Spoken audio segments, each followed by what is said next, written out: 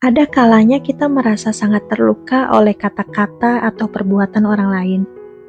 Rasa kecewa itu perlahan berubah menjadi amarah yang tajam. Kita merasa ingin membalas, ingin membela diri, atau setidaknya ingin orang tersebut merasakan sakit yang sama dengan yang kita rasakan. Amarah ini seperti api. Awalnya mungkin memberi kita energi untuk melawan, tapi lama-kelamaan ia justru membakar kedamaian di dalam diri kita sendiri. Kita jadi sulit tidur karena terus memutar ulang kejadian itu di otak.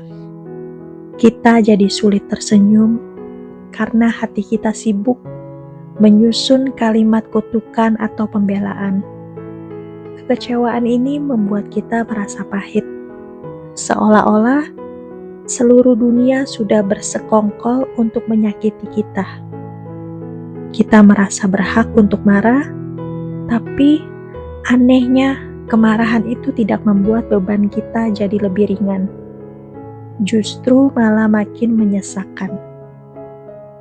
Di tengah gejolak emosi yang meluap itu, ada sebuah ajakan yang sangat menantang, namun sekaligus membebaskan. Dalam Roma 12 ayat 19.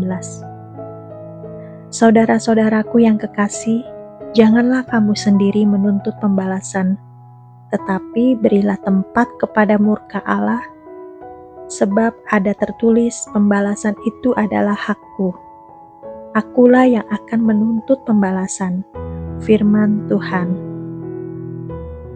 Kalimat ini sebenarnya adalah bentuk perlindungan Tuhan untuk jiwa kita.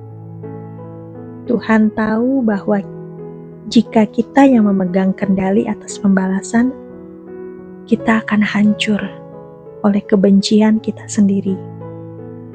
Tuhan berkata, "Berikan bagian itu kepadaku." Ini bukan berarti kita membiarkan kejahatan menang, tapi kita menyerahkan penghakiman itu kepada satu-satunya hakim yang paling adil dan paling tahu kebenarannya. Melepaskan amarah bukan berarti kita menganggap orang lain benar atau luka kita tidak berharga. Melepaskan amarah berarti kita memilih untuk tidak lagi diracuni oleh perbuatan orang lain. Kita memilih untuk tetap bebas saat kita berhenti mengepalkan tangan untuk memukul balik. Tangan kita jadi punya ruang untuk menerima kesembuhan dari Tuhan. Ketenangan hadir bukan saat orang lain meminta maaf, tapi saat kita memutuskan bahwa kedamaian hati kita jauh lebih berharga daripada memenangkan sebuah pertengkaran. Mari kita ambil waktu sejenak untuk menarik napas dalam-dalam. Rasakan setiap bagian tubuh yang tegang karena amarah, pundak yang kaku, atau dada yang sesak. Biarkan perlahan-lahan mengendur. Ingatlah bahwa Tuhan pun tetap mengasihi kita saat kita sedang tidak layak dikasihi. Pengampunan adalah hadiah yang kita berikan untuk diri kita sendiri, supaya kita bisa berjalan lagi tanpa beban berat di punggung. Jangan biarkan kesalahan orang lain mencuri masa depanmu atau merusak harimu hari ini. Dalam keheningan ini, cobalah katakan dalam hati dengan jujur, "Tuhan, hatiku sakit dan aku sangat marah. Aku merasa ini tidak adil,